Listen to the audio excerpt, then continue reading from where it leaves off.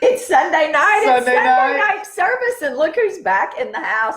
Dr. Chris Motley, and we are talking Lyme disease tonight. Lyme disease tonight. All the things Lyme disease. Dr. Motley had Lyme disease, and we're going to share his story. He's going to share his story tonight, and I'm excited. And here's a little communion Sunday night service. This is my Scout and Cellar, all organic, no pesticides, no herbicides. That's right. You haven't been here. Okay, so all clean crafted wine, Scout and Cellar. This is a Zinfandel. Wow. Yeah, it's amazing. This one's from Mendocino, California, Mendocino County, California. Amazing wine. Nothing but wine. Nothing but grapes. I mean, so oh my goodness. Lyme disease. When you get on, I need to see your hearts, your likes, and you need to click start a watch party. Okay. So we're gonna go, or we're gonna go to share. All right, and then it's gonna be start a watch party. Right? And then share. I think that's how it goes. So do that, please. And I'm going to man the questions. I love manning the questions. He's going to man the questions. And so that's going to be great. But guys, I hope you had a fabulous weekend. How did your weekend go, everyone? Everything go well? Everything went well. Everything went well. So, okay. Yeah. So I don't know where the questions are, but it'll pop up on here. I don't know what's going on. So, okay. Lyme disease. So I'm going to talk a little bit. This is probably, honestly, going to take the full hour tonight. And I may end up doing one next week just on the other parts of Lyme disease, because I want Dr. Motley to share his story. Definitely. Because he healed himself from Lyme disease, right? Lyme infection, yes. Your body's designed to heal itself, and we're going to talk about his story. But anyway, what is Lyme disease, right? We're going to talk about a few statistics and what is Lyme disease, right? Well, it's an infection caused by Borrelia burgdorferi, right? Mm-hmm. Right? Yeah. It's a type of bacterium called a spirochete, right? Yep. And spirochete, meaning it's kind of, it is spiraled, and it will bore down into your cells, into your intestines, into your brain, things like that. Do you know that 7 out of 10 Alzheimer's disease patients have got Lyme disease, have spirochetes in their brain? 7 out of 10. I learned that today when I was doing research, which is quite interesting, because last week when my mom was back in the hospital, I asked the doctor, I said, I want you to test my mom for Lyme disease. And anyway, she refused to be tested, but he started her on doxycycline anyway, because she lives in the middle of 19 acres up in Kentucky. And there are ticks everywhere. I pulled a tick off of me yesterday. It wasn't embedded yesterday. Anyway, he started her on 10 days of doxycycline, and I'm okay with that because she's not going to do anything natural at all. So we know about doxycycline. So 7 out of 10 Alzheimer's patients have got Lyme disease, right? Okay. Lyme disease is the #1 most rampant infectious disease in the United States. Wow. Number one. In 2017, state and local health departments reported a record number of tick-borne diseases to the CDC. Record number, that's 2017. It is estimated by the CDC that approximately 300,000 people are infected with Lyme disease each year. Possibly up to 329,000 or even 1 million, they say. Goodness. Oh my goodness. Right? Even so, the number of reported cases of Lyme disease in the United States has tripled, people, since the 1990s. Tripled, goodness. Right? We have greater than 100 strains of Lyme disease in the United States, 300 strains worldwide of Lyme disease. Impossible to keep up with, right? Tick-borne disease is increasingly threatening the health of people in the United States. The growing threat includes newly discovered disease-causing germs, right? An increasing number of reported tick-borne illnesses, expanding geographic regions for tick disease, and we're seeing it. I mean, I'm going to go over a little bit of that. New tools for preventing tick-borne diseases are urgently needed, and everyone needs to take steps to protect themselves. That came directly off the CDC today. Over the last 2 decades, 7 new tick-borne germs that can cause illness have been identified in the United States. Wow. 7. Yeah. Isn't that something? That's phenomenal, because there's it tells you all how these co-infections. Well an infection can adapt and mutate to create new infections, like one bacteria can create other strains. Oh my goodness. So the geographic distribution of high incident areas with Lyme disease appears to be expanding, right? It used to be just up in the East Coast, right? Yep. Lyme, Connecticut, New Hampshire, Maine, New York. Now it's Wisconsin, Virginia, Tennessee, Kentucky. I mean, it's expanding all over. It's in every state. But the number of counties with an incidence of greater than 10 confirmed cases per 100,000 persons increased from 324 in 2008 to 454 in 2017. Oh, wow. Lyme disease cases are largely concentrated in the Northeast and the upper Midwest, with 14 states accounting for over 96% of the reported CDC cases. 14 states: Connecticut, Delaware, the District of Columbia, New Jersey, New York, Pennsylvania, Rhode Island, Tennessee's not one of them, Vermont, Virginia, West Virginia, Wisconsin. So it's spreading west. Yes.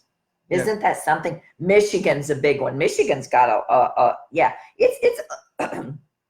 it's unbelievable. It's unbelievable. So tell us about your story. I mean, I have all kinds of things here on signs and symptoms, treatment, and all of that, but tell us your story. If you don't follow Dr. Motley on Instagram, you need to, under Dr. Motley, DOCTOR, because he has his Lyme story on there. He just did a whole series on Lyme.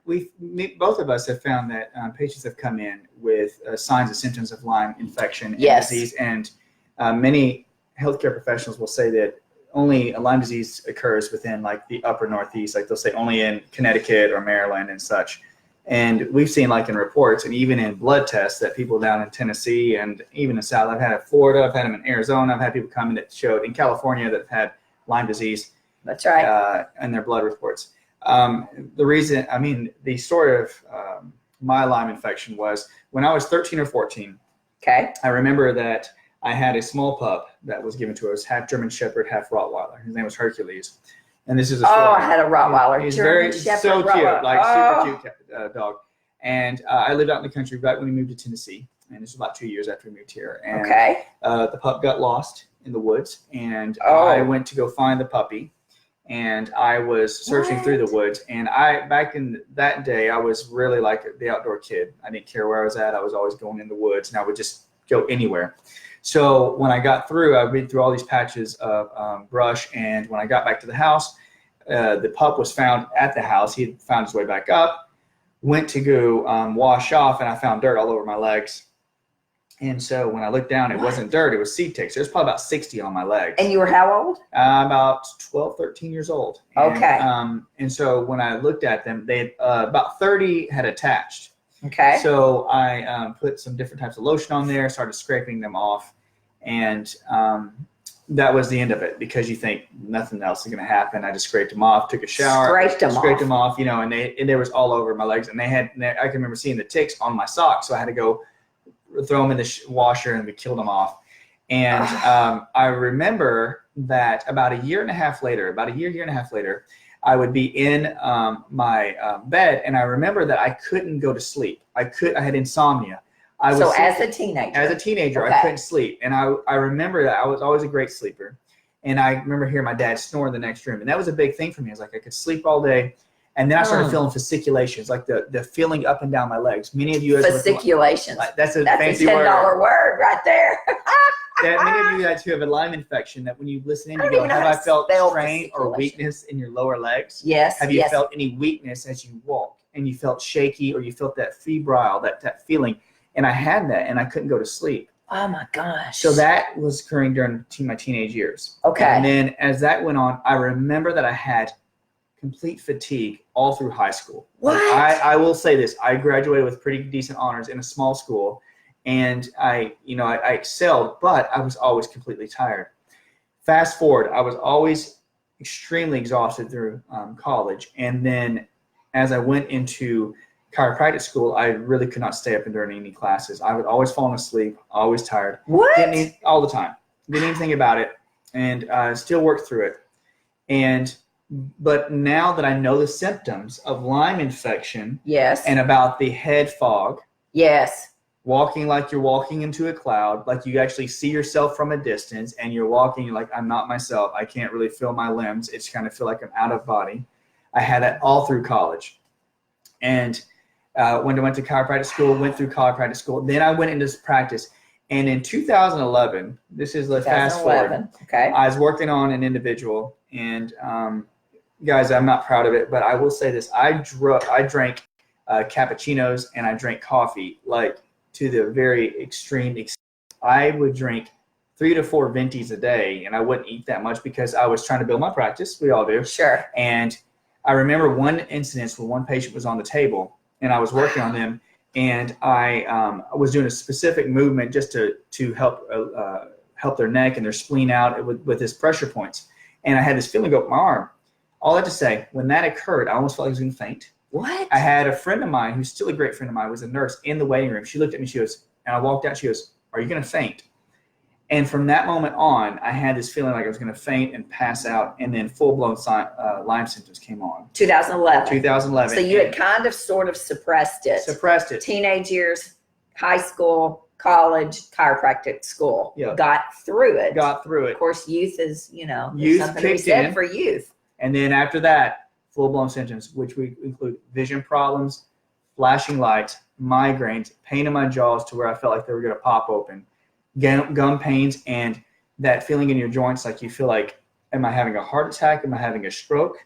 And then I couldn't sleep, and also like I couldn't eat anything. So many of you out there go, I eat something, I do a food test, and everything shows up that is bad for me. Yes. And then I do my best, and all of a sudden everything else is tested on me saying that I can't eat any more things. That was me. So that occurred throughout this whole time while I was in practice. Yes. And Dani was over with Dr. Cal at the time. Yes. And I remember that when I was down to 4 to 6 patients a day, guys, and I could not, I would go out to my car, and I would lay down in my car between the first 3 patients and the last 3 because I couldn't even hardly function. Oh my gosh. And when that was happening, we'll get more about the treatments as we talk about it. But that was my first step. But I know how it is to have all the symptoms, especially the neurological symptoms, where you're going through your day and you actually think, am I going to have an anxiety attack? Am I going to go mental? Am I going to have a panic attack right now? And you go, I don't know why I'm going to go mental, but I feel like it's coming on right now. And I would not make fun, but I remember when patients come in with anxiety, you go, why are you having an anxiety attack? It's just think about something positive and go through it. But that wasn't the case. Just breathe. But it was not like that. It was like you knew it was coming on, and there was nothing you could do to stop it. Wow. Yeah. It was and it was full on. The migraines were so bad sometimes that I would get such bad headaches that at night when I go home, I would be, in a sense, catatonic, if any of you guys out there. And you would just sit there and you go, I would be so drained of energy that I didn't feel like I could talk. And I couldn't. I could not talk because everything was pulled out of me. And I thought if I pushed myself more that I felt like I was going to die. I'm going to die tonight. And then oh my God, thoughts would come into my head. And this is a serious portion of it. People out there who have a Lyme infection or it's co-infections, you get suicidal thoughts. You never thought you would. Would it be better if I was dead? And that is a serious portion of it. But I remember that. So it was a hard thing. It was a hard life. And there's more and more intricacies I could go into. But I know when patients come in with Lyme infection disease, I know I've been through. Were you treating a lot? Was Lyme on your radar back then, really on your radar? Were you really treating it, looking for it? Did you know it was Lyme disease? No, I did not know. So when did you figure out that you had Lyme disease? I did not know. I was after 2011, about a year and a half later. Okay.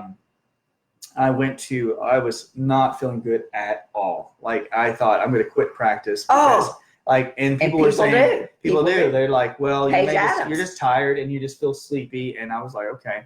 So I would got blood tests randomly because I was doing I would help out with volunteer camps and things of that sort. So I get blood tests, and the blood tests were it's fine. You're good. Sure. Everything's fine. Just an ELISA test, probably, right? Yes, they didn't do any type of test. We didn't do IGenics or anything like Dr. Cal would do. Right.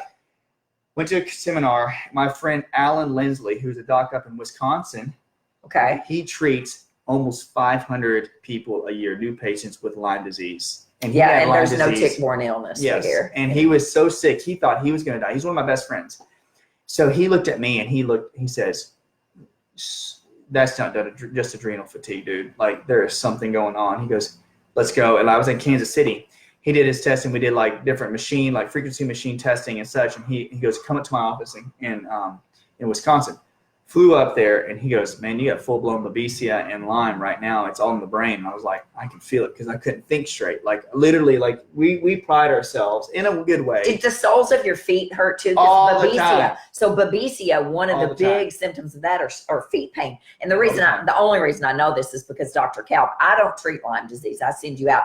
But Dr. Kalb, I would have we had a lot of overlap in there. And he would always tell me, always ask, do your feet hurt? Do the soles of your feet hurt when you stand up, especially in the morning or what have you? Not plantar fasciitis, but so like this horrible pain, and which is a huge sign. And I was reading it today too. I was like, it is when babesia hits. Babesia, which is a co-infection. It's a co-infection, and it's a very small bacteria that has it can get in between the cells, like the interstitial area. Yes. And it gets into your legs and your calves. Yes. I didn't know that. And then when I would stand, guys, this is literally after that 2011, 2 years, I would stand by my patients. I was working on them, and my legs would ache and my feet would hurt so bad that I was weak to where I don't think I could stand. Like, I literally thought I had to sit in a chair, and I was wearing a neck brace for a year. Yeah, a neck brace on my neck because my neck was so weak. I was like, I can't keep my head up. Oh my gosh, and so people thought I was a chiropractor in kinesiology with a neck brace, and I was like, I can't stand it. A chiropractor with a neck brace. So I would lean on my table, and people were like, what's the matter? I was like, well, I thought in my head, I was like, dear Lord, like, if I can't stand up to treat my patients, like, there's no way I can treat. And so when the leg pain, and they also say that with babesia, you'll have parasitic infections, like strongyloides, get your legs. Yes. And we found that too. And guys, if you have Lymes, and you have Lymes now or had Lymes, I'm not saying this to like make you feel bad for me. I just want you to know that when we go through like babesia, and this is another reason I found out. Babesia they're caused by microscopic parasites that infect the red blood cells. They will infect the red blood cells. They'll tear them apart, open up the red blood cells. Your iron rip all through your system. They'll just flow out. Your hemoglobin can't hold iron, and you'll be anemic. Yes, your ferritin levels are going to start tanking. Go down. And like people say, why does it go down? It's like, that's exactly right. So when you have babesia and that effect, and think about this, when it gets into your brain, it's a harder section of the infection because I remember when I was clearing it out so bad with my teeth. Yes. Like, I would drive down the road coming from where I live to Franklin, and my head would feel like it was going to pop open around my ears. Like, it literally did. I thought, I think my head's going to pop open. And so when my friend Alan Lindsley started treating me, we'll talk about this, I started doing herbals. Yes. And I did some types of tinctures that started killing them off. And we didn't do a gentle approach like I do with my patients or you do. Like, we go, let's ease into it and like, let's see what we can do to increase your energy. I didn't do that. I went full force. And when I did that, it was a great thing, but it was the hardest thing I've ever done. Well, when you start killing them, they get furious. They get furious, and they get madder and madder. And then you have Herxheimer reactions. Herxheimer reactions where you react to whatever it is that the pharmaceutical or the homeopathy or the herbal medicine or what have you, and you have a die-off, right? Oh. The die-off, I mean, and people think they're dying. And people do die from Lyme disease, by the way. Paige Adams, who was a great friend of mine. Did you ever meet Paige? I did meet Paige. So Paige helped mentor me when I first came here. She was one of the greatest nurse practitioners here. One of the original functional medicine nurse practitioners, Vanderbilt trained, like I was. She was only 42 years old, and she died 2-3 years ago in February. I'll never forget getting the phone call from Chad Yarborough, who said Paige died. She had Lyme encephalopathy, and she was being treated. And I called her doctor and told him, I said, Paige is dead. They just found her dead in Florida. And he was like, what? I just saw her. I mean, this is nothing to mess with. No, not at all. And she was getting all the right treatment. She had IVs. She had a port in. She was doing all the things, homeopathic wise, traditional antibiotics and everything. And she died. And her business, she stopped seeing patients about a year before, couldn't get in. I mean, was so sick. And Lyme infection can be so harsh because the infection, like she was talking about spirochetes and borrelia, like how they have a corkscrew shape. It's if Yes. any of you have studied it, it's like because they get into the soft tissue membrane, like within the brain, Right. spinal cord, the Spinal heart, cord. joints, and tissues. Mm-hmm. And whenever you start to take anything that starts to kill it off, Mhm. like you get a Herxheimer, because then you start to agitate that tissue, and then they start to push the infection out. And what does your brain do? It goes into lockdown. And it's crazy. It's not crazy. This is the cool thing. Whenever your body knows that there's an infection roaming around in the brain, your body will do a couple things. Your body will like activate certain enzymes that will produce nitric oxide and certain types of enzymes to help create a toxic environment for the infection in your brain. So if you have a lot of Lyme in your head, your body will produce nitric oxide or oxygen to kill off free radicals, like little pinballs, to go kill off the infection. So all these things are running around your head or in your joints and your heart, and your body's busy trying to create this oxygen free radicals to like kill them off. And what happens to us is we have Herxheimer, because Yes. we're trying to do everything at once. You have to do it very slowly and very conservatively, like to kill off the infection, though. Yeah, and I remember like when Paige passed away, because the one thing that people have is in their head is like when you have encephalitis, it literally is encephalitis. It means the brain actually inflames. Yes. Because you're pushing on, like squeezing your brain to push all these things out. It gets into your blood, and your body will send an immune response, inflammatory response, to help bring white blood cells and red blood cells to help fight off the infection. And that's what happens with Lyme infection, especially in the head and the heart, because we have it every day. Oh, People come in with like fluttering hearts. so we had a question here that said one of the patients was asking about Lyme Carditis here. Where is it? I can't. Will she? I can't find it because there's so many questions. But will she have to be on medication forever? I know I did read that. For Lyme, like endocarditis? Yeah, endocarditis. I would say. Tell us about Lyme heart issues. I had Lyme carditis. Can you ever stop treating it? I will say. This is Ms. Johnson. Ms. Johnson, I have seen in my practice where we've actually been able to subside the symptoms because of. With me and Dani always talk about like different things like CoQ10 or vitamin E and vitamin C and vitamin D. Now, we're not trying to just give you a Band-Aid to say like this will kill off all the Lyme, but if you give the proper nutrients to your immune system, you will increase the liver's ability and the lymph nodes' ability to cleanse the toxins out. We do recommend, we've talked about this before, we do recommend certain herbals and certain things to kill off the infection, and that helps.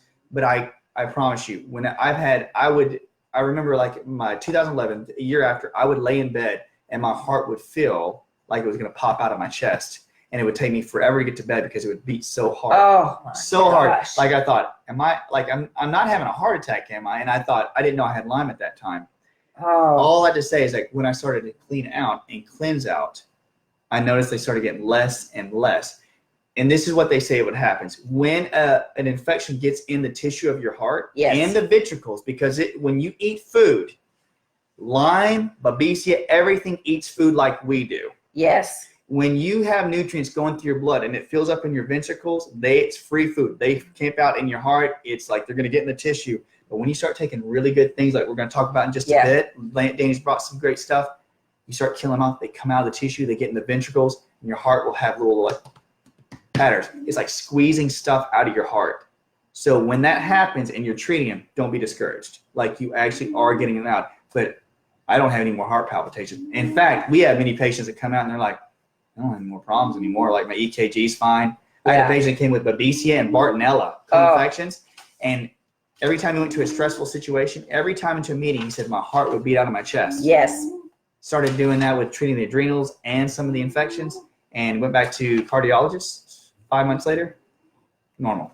So it can be treated. So Isn't that amazing? Don't be discouraged. It can be treated. And so co-infections, you have Lyme disease, and then you have the co-infections like the Babesia and the Bartonella and the ehrlichiosis. Jackson had ehrlichiosis. I will never forget this as long as I live. We were living in Nolensville. He worked for Martin's Barbecue for years. He called me and said, Mama, you got to come pick me up. He drove to work. He was on a catering job.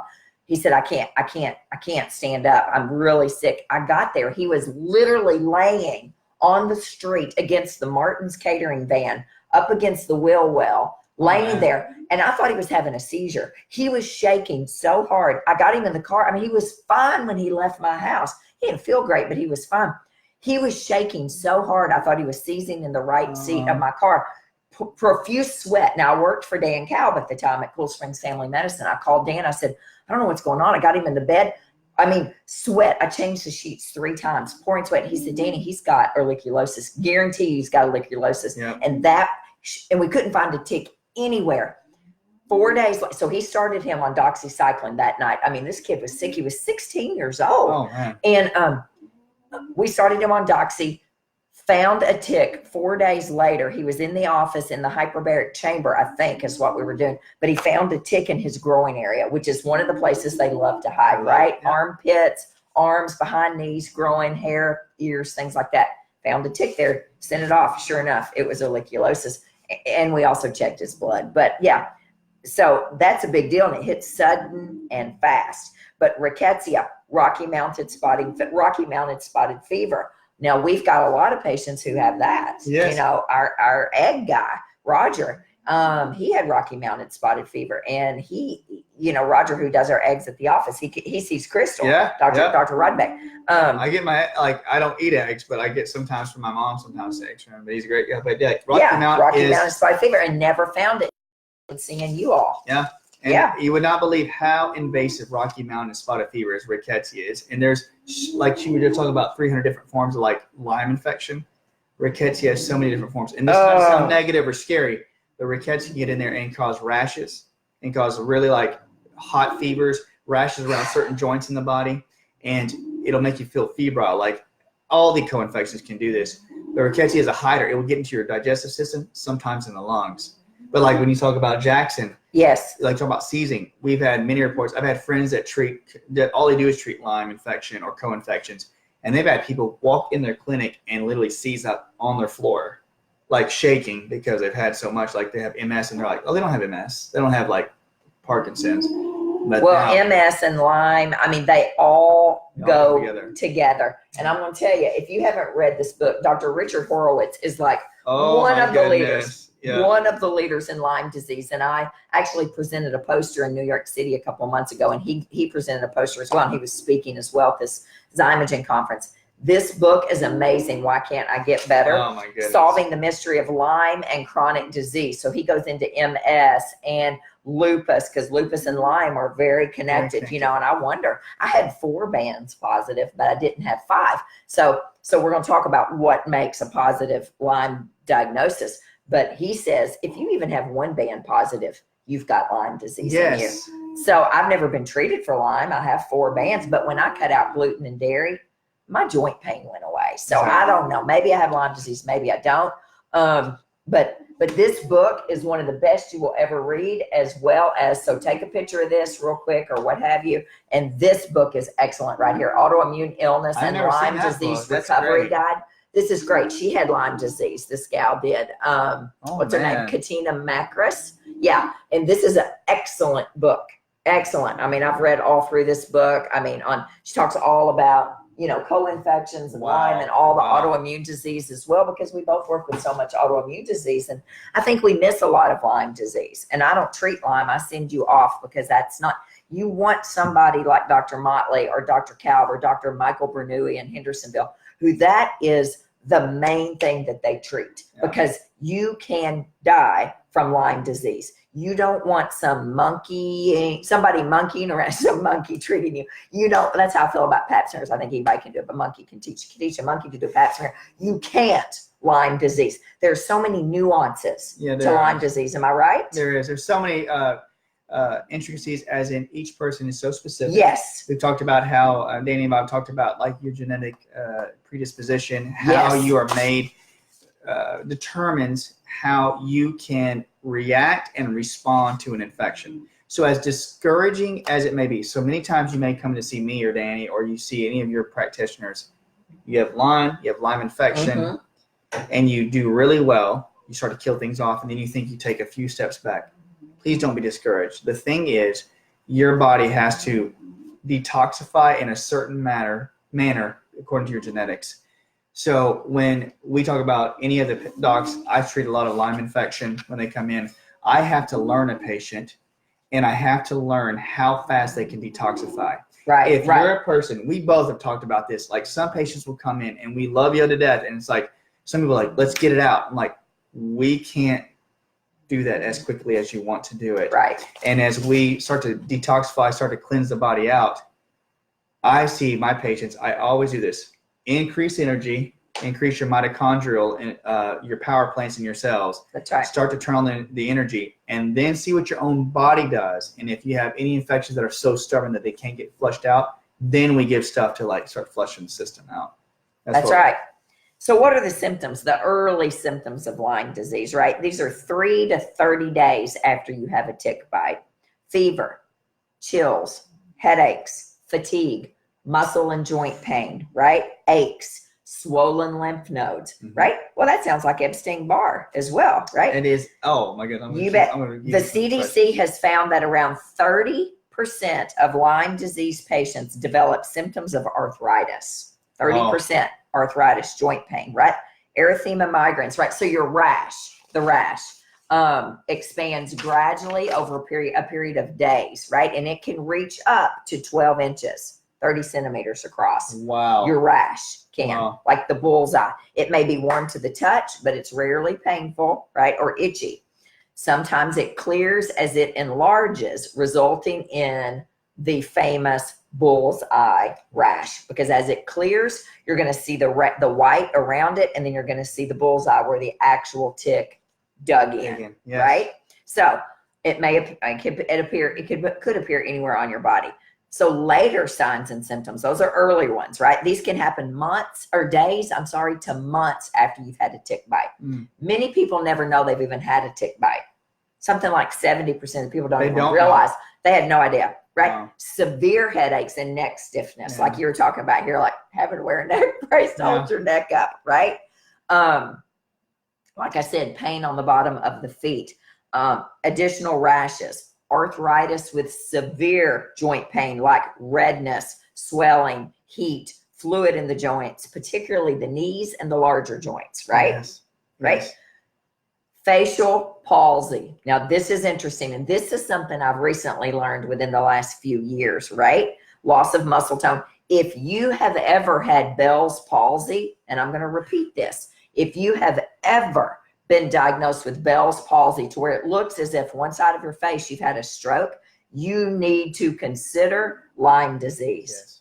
Yes. Dr. Horowitz is huge about that. Nobody ever taught me that in school. No, nobody. No, when you said Bell's palsy, I think we talked about this about a year ago when a patient said, you told me at one point, like Epstein-Barr can do this, and we talked about herpes zoster, and I was like, and I've had patients come in that had a mixture, and I don't want to overwhelm you, like they'd have Lyme infection, and they would have shingles virus that was in the body, and they would have facial paralysis and have Bell's palsy.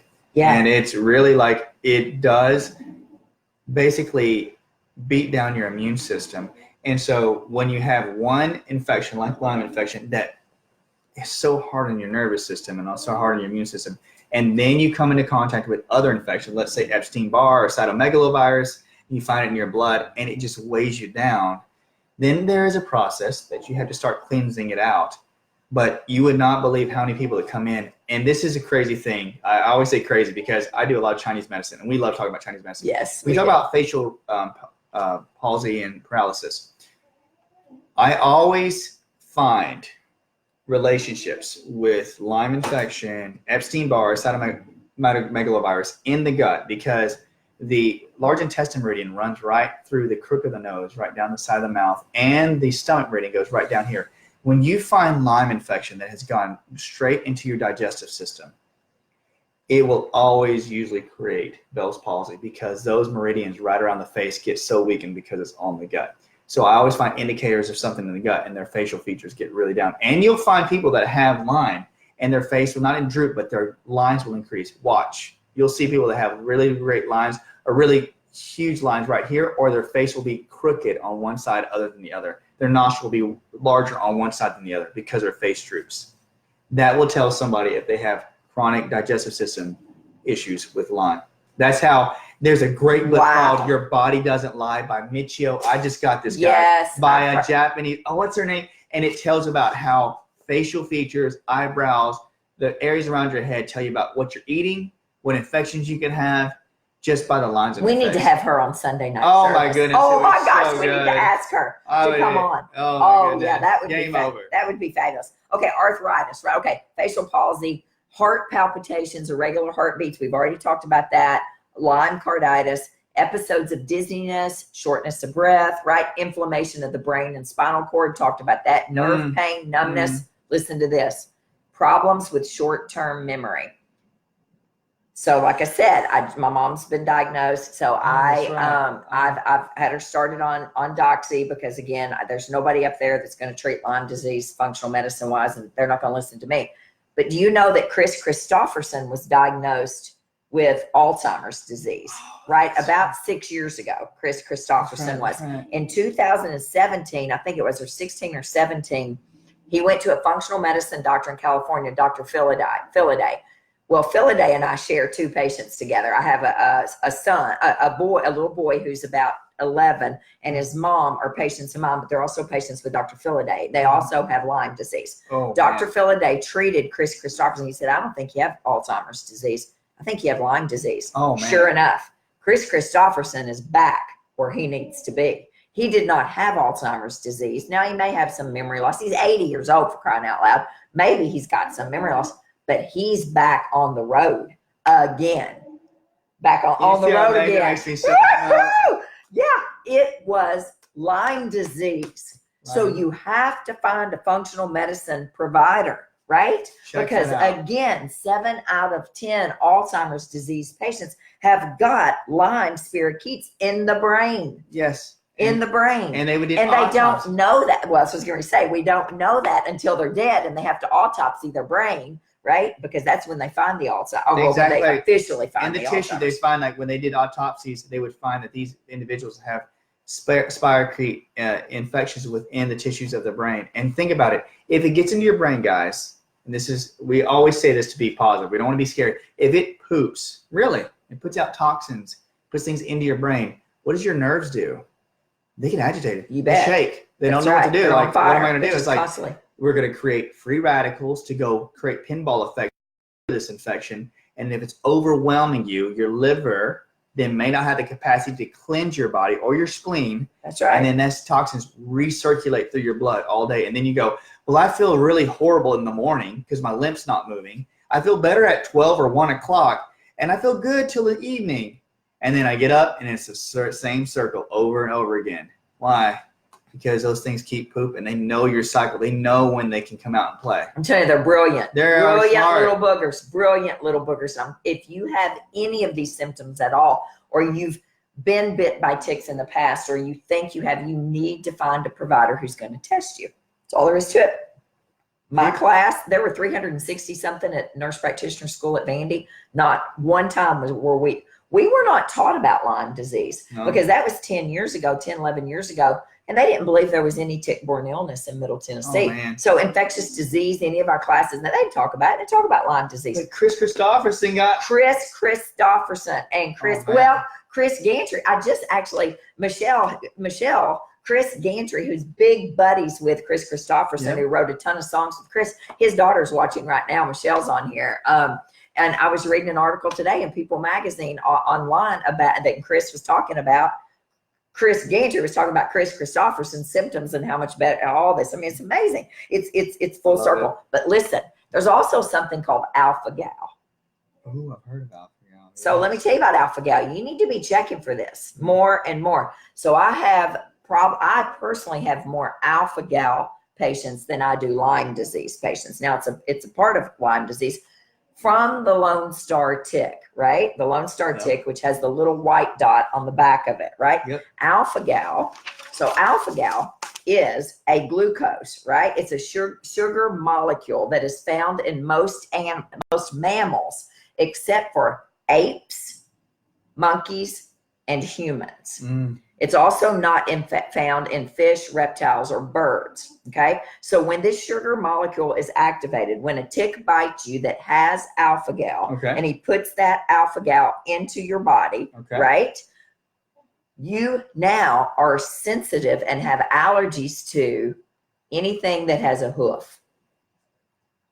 She told me. Cow, pig, lamb, sheep, right? Buffalo, anything that's got a hoof that you're eating, right? Yeah. And then this disease, right? This disease comes on, and what happens is the more you eat those meats, the worse your reaction is going to be, right? I have a patient who was camping with her husband. She had some reactions to hamburgers before and hot dogs, but not horrible. She was camping with her husband, ended up in the hospital, almost on life support. She went anaphylactic, and come to find out, she had a smart doctor in the hospital who said, "You know what? I bet you've got alpha-gal." She's like, "What the heck is that?" And sure enough, she had alpha-gal. Well, then I damn near killed her by accident because I didn't know. I mean, I was just learning about it, right? This was probably about 7 years ago, I guess. And I started her on D3. Well, most D3, what does most vitamin D3 have in it? Lanolin. Lanolin comes from sheep's wool. Sheep have a hoof. Shit, I nearly killed her. And so she had a reaction to that. Right? So your supplements, your foods, all those things you have to check, because if any piece of it gelatin comes from a mammal, you can't eat it. I have another patient whose husband almost killed her because she kissed him. Oh, my word. He had chapstick on. Chapstick on. Oh, she and then kissed him, and dang, she nearly died because it had lanolin in the chapstick. What you guys? The kiss of death. The kiss of death. And we just from saw alpha-gal. Alpha-gal. Like, this is a great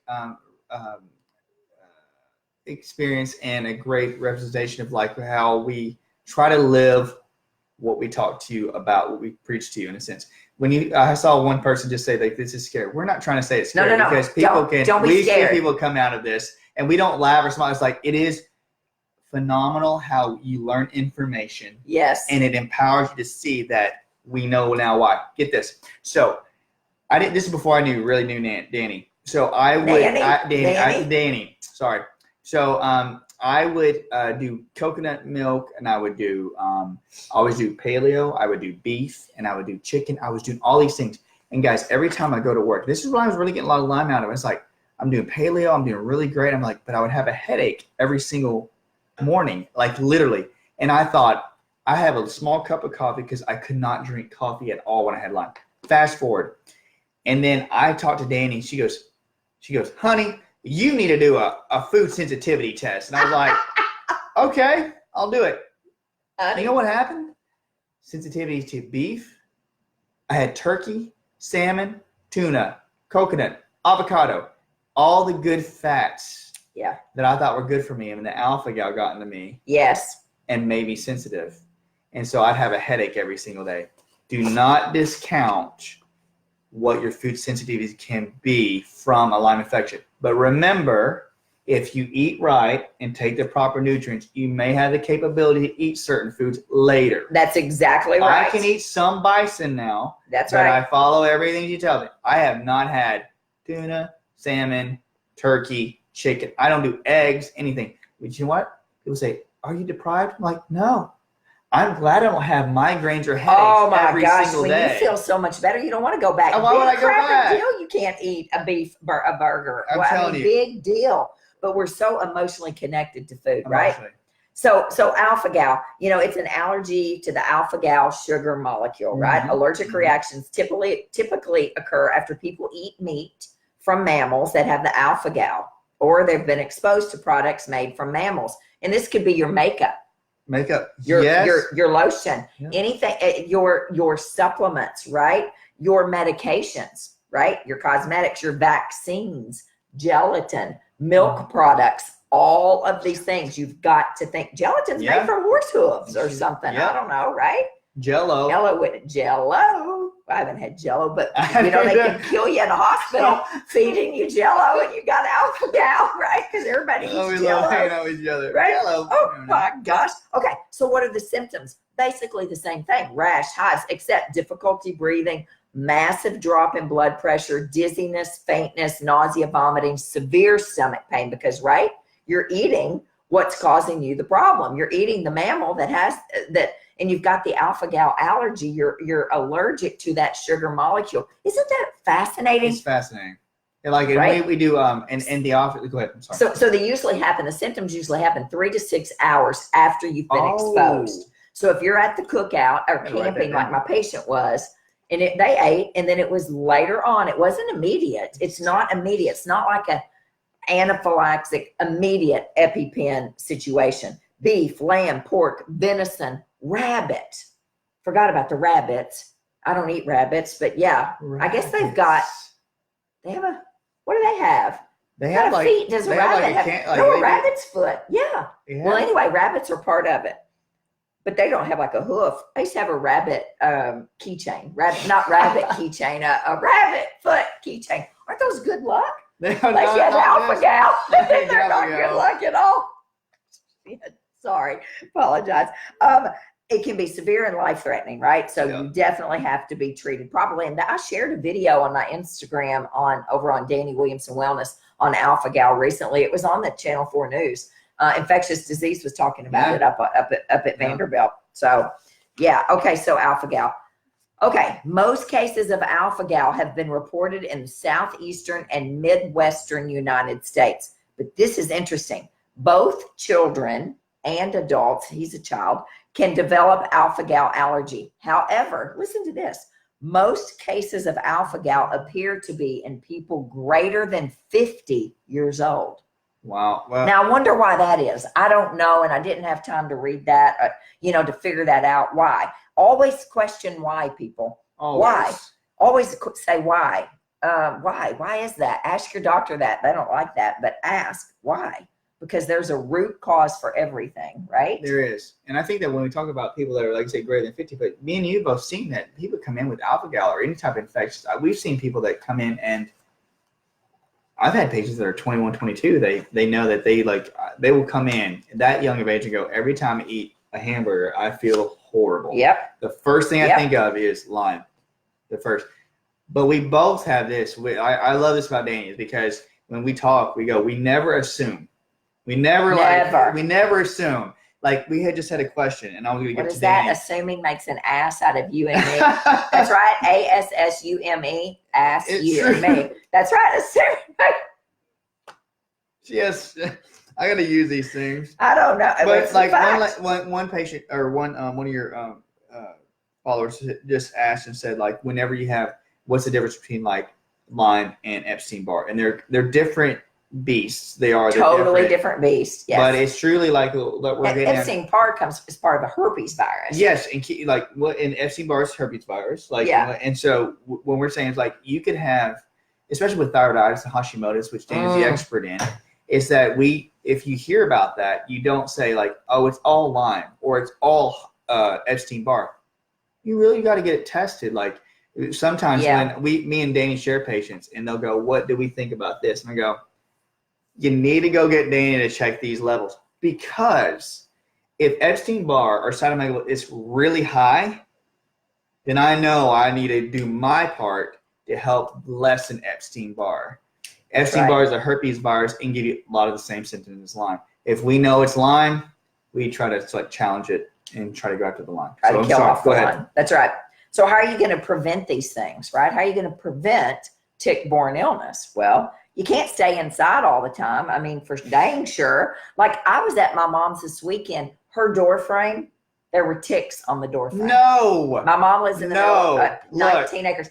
I found a tick on me. Jackson found a tick on him. I was sitting, and I got so freaked out. I should have taken a video. It was just crawling on my leg. No. Yes. Now, it had not attached to my leg. So I have itched my hair. I almost shaved my head, because I was like, oh my gosh, I haven't spent this much time at my mom's house since I was probably 18 years old, and itching everywhere. I was like, guys, no. Yeah, ticks everywhere, all over the place where my mom lives, right?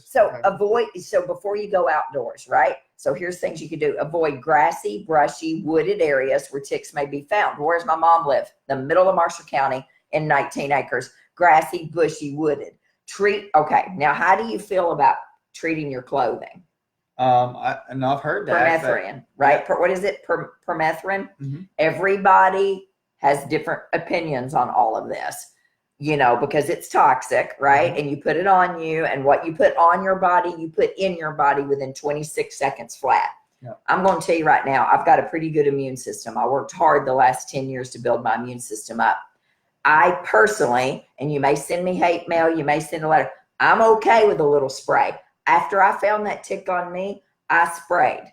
I sprayed myself, and I sprayed Jackson. And then we washed our clothes and we scrubbed our body. Now, again, I have some people who wouldn't do that for $1 million, and that's okay. It's what's best for you. But permethrin, or however you say it, DEET, right? Bug spray with DEET. They do not kill the ticks. Now, so here's something that I've learned. They don't kill the ticks. They make it so that they will not adhere to your skin. Yes. They won't stuck to your skin. Yeah. Again, when I went to Haiti, when I went to Honduras, I treated my clothing beforehand. I did.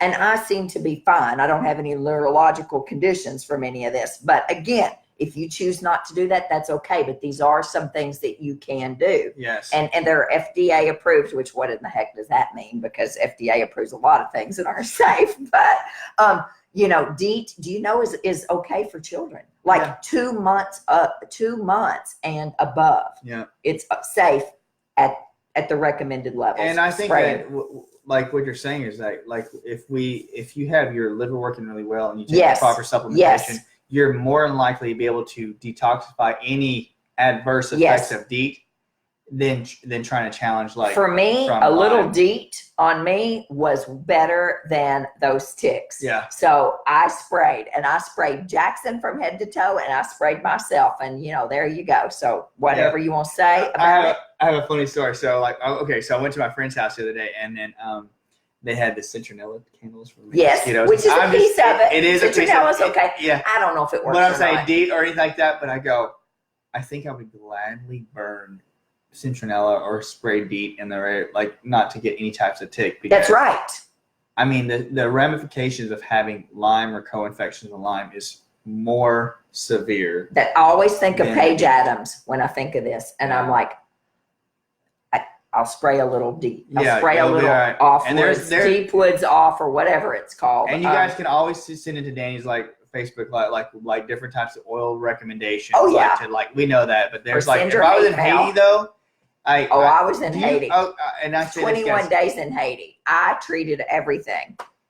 And this was before. I know she did. I would say this, like, we have patients come in, we both talk about, like, yellow fever, Chagas disease, and different things like malaria, and they have these kind of infections running around, and you're like, if you would have probably sprayed something. I sprayed everything, went over there, and the first patient that I had die on me in Haiti, this was literally right after the earthquake. So I got there when everything was an 18-year-old in the hallway of the dilapidated Port-au-Prince hospital who died from malaria. Oh my Right goodness. In my hall. He on the floor because there were no beds. There was nothing from malaria. I'm telling you, I'd rather have a little DEET on me any day than what I witnessed there. One of your followers was just like, it's like she said, use TerraShield from doTERRA. Like yeah, absolutely. That's right. Yeah. Thieves. Do you know that thieves, clove, oregano? There's no oregano in this. Clove, cinnamon. Those are all parts of things that the CDC has actually said helps with Lyme disease. So I use thieves, doTERRA, whatever you want to use. And they shield from, like, negative energy from people too, I heard. Anyway, go ahead. There you go. I can shield from that. You know, check your clothing for ticks. Shower and perform a thorough tick check. Right? A tick check. Yeah. If you see an attached tick, remove it immediately, for crying out loud. The proper way to remove a tick is say this is the tick and it's been on there for a long time. Clearly it's had a good blood bath here. You take those tweezers and they go straight on top of it and you pull straight up. You don't twist, the CDC says. You pull straight up. You don't twist. Now these are tick twisters, which is interesting because the CDC I've never seen that. Look at this. That's a big tick twister. I mean, a big twit. No shit. Tick twister. Tick twister. A big tick twister. And this is a tiny tick twister. And you slide it right under it where it is. And you're supposed to twist it to come up. But the CDC says don't twist your ticks. No.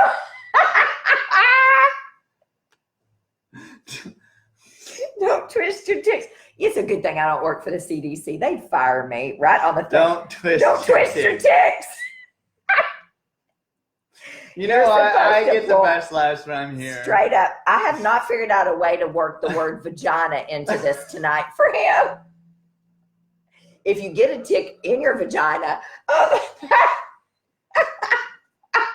they love to hide down in your groin area. So, penis and vagina. Stop. Sorry, I've had a really bad 2 weeks, and so this is. I knew I could figure it out. I can't say.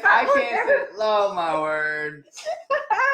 I can't even. So if you get one in your vagina or on your penis, same thing.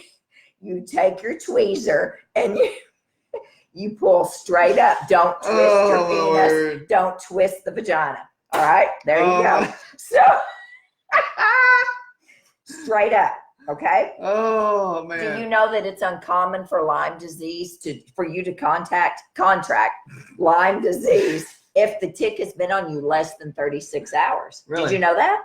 No, I didn't know that. Yeah. It's very uncommon. Now it could happen, but it's very uncommon. A tick crawling on you, like it was on me on my leg, and for Jackson's leg, a tick crawling on you will not give you Lyme disease. Okay. They have to put their suckers into your blood and then put their Lyme disease into your blood. That's right. Look at everybody still laughing. All right. They have to be contacted and inserted in to give you the Lyme. That's right. Do not twist your ticks. All right. You pull straight up, whether it's on your private parts or it's on your leg. Where do they want to hide? Necks, ears, right? Armpits, vaginas, penises. They go. That's where they like. Dark, moist places, just like. I'm serious. This is serious. It's true. It's so. Okay. All right. So true. I think it's that wine. This is a very serious show. Where people die from this. We should be. Remove it immediately. Do you need to save your tick? That CDC Oh my word. Okay, guys. The CDC says you don't have to save your ticks in Ziploc bags because a lot of the places that test your ticks are not really the best. Not the best. Right? It's true. It's it is true. Like whenever you don't want, and when you remove a tick, as much you don't want to remove the head, you want to keep the whole body intact. Yeah. So you can send it off to get it tested as well. No alcohol. Don't burn it. Don't burn it. Because, I learned this today. Yep. If you burn the tick, which is what I thought you were supposed to do years ago. I mean, I haven't burned a tick in forever, but it will get angry and it releases even more toxins into your bloodstream. I've heard that because that's what the CDC says. Now, I don't know. We talked about that though. We were discussing this that they say that ticks and even the spirochetes within a tick, that when you stimulate the tick, they know the environment. The spirochete knows the environment of the host. So when they attach to you, they know how to. If they get excited and you try to burn them, they'll go into the host. Yes. They know the pH environment that they're going into. They actually can morph and metabolize, make their bodies different, morph into a different shape to handle the pH of the host. That's how smart they are. Isn't that unbelievable? Yeah, they're crazy. Brilliant. You know, this is something I learned today. The CDC.gov is a great website, by the way. And if any of you all need the information, I ordered hundreds. The office is going to crap when they get this. Hundreds of brochures from the CDC today. All kinds of things on ticks. Keep your playground equipment, decks and patios away from the yard's edges and trees. So your playground, your swing sets do not need to be on the edge of your property. No. Because that's where the ticks are. Yeah. I didn't know that. I never thought about that. Yeah. My swing sets were always as far away from everything as you could get for the kids. And I had no idea that's not a good thing. They say that, and they say cedar trees, they say that ticks will be on cedar trees and different types of trees. And so they'll float down, literally, because they're that light, they're that thin, they can like get on the air and they can float down on top. Now, remember, we're not trying to like make you like paranoid or anything of that sort, but really keep an eye out though, because we just got a new office puppy, and they had her out in the barn. She had 4 ticks on her, and we had to look around everywhere, and then she had 4 ticks on her. Don't sleep with your dog. The Yeah. the CDC says do not sleep with your dogs. Don't sleep with dogs. Don't sleep with Do dogs. not, or cats, because those ticks may crawl off of that dog And get on you. onto you. True. What?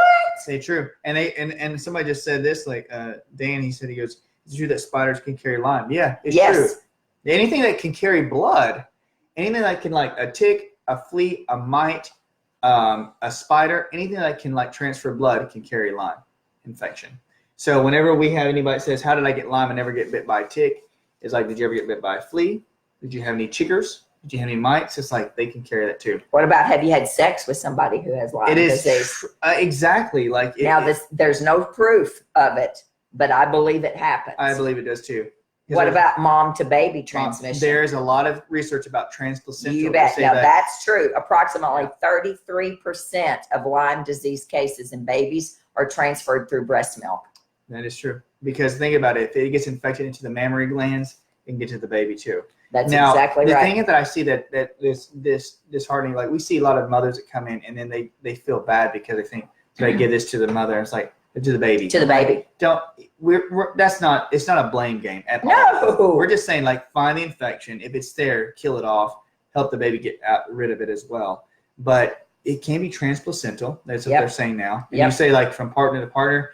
And I'm thinking even like through like sex and such. Could it be? Lord, you just have to think about herpes and AIDS and syphilis and gonorrhea, and now you got to think about Lyme disease and good gosh. It's like, it's a lot to think about. It is a lot to think about, and we've been going now for over an hour, so I knew this was going to happen. We're going to have to.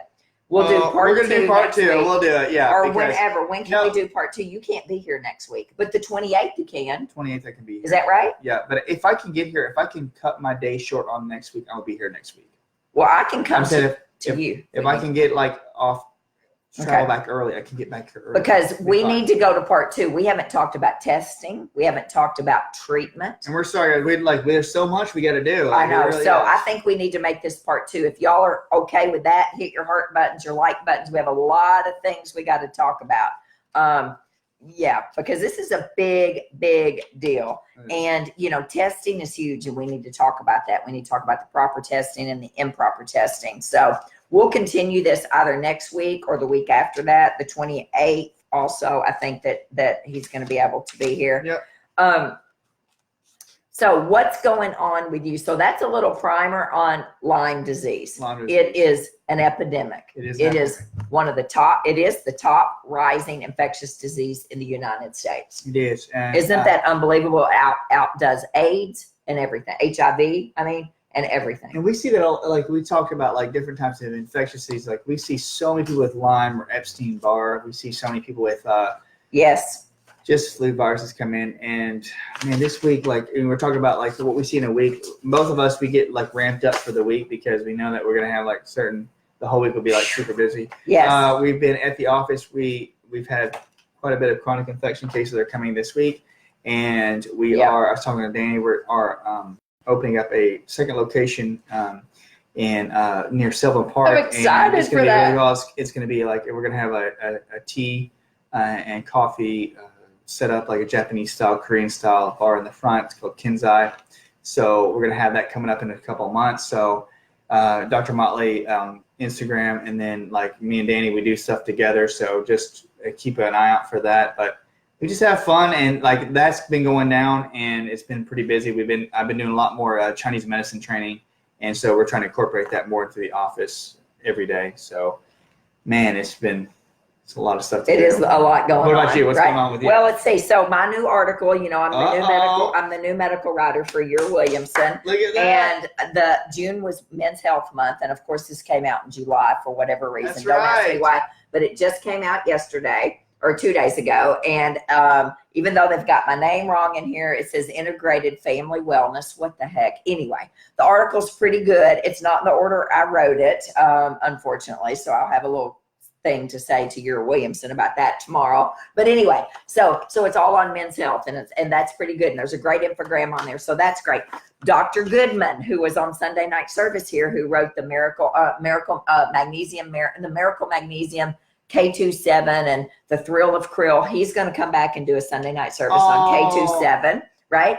Karan, who owns Megaspore, we're working on getting him on Sunday night service, as well as on August the 4th, Dr. Leslie Cuevas, rheumatologist, is going to be on here talking about rheumatology and all kinds of autoimmune disease. So that's going to be great, right? September the 12th is our 5-year anniversary at Integrative Family Medicine. So save the date. Huge silent auction, big supplement sale, and we're splitting the proceeds between Alzheimer's, Music and Memory, and the American Foundation of Suicide Prevention. So I'm really excited about that. September the 12th from 4 to 7, the Dotted Lime is catering it. You need to be there. It's on a Thursday night. Yes. This Friday night, no Hashimoto support group meeting. And I'm not teaching the CBD workshop this weekend because I'm having to go back up to Kentucky pretty much right now with my mom. So that's going to be delayed for a while. But anyway, all kinds of office. So come see us.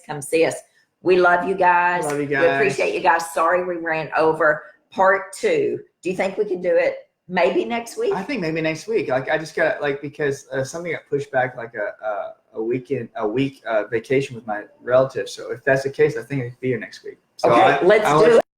I will let you know by tomorrow. I got to make sure, but I think I can do it. We'll talk about treatment. We'll talk about all the things. Treatment, testing, which is so important. All right. Goodness. And all the things, treating homeopathy wise, traditional wise, antibiotic wise, and then supplement wise as well. So all right, guys, have a fabulous week. We love you. That went by in a hurry, and we got tickled so fun, there. That guys. was fun. It was so fun. That was great. I think the wine got to him. That's a good wine. No, you're the one who's making all the fun jokes. Anyway, we love you guys. I'm telling you. All right, bye. We love you. Bye. And here we go. Ready, guys? And woo!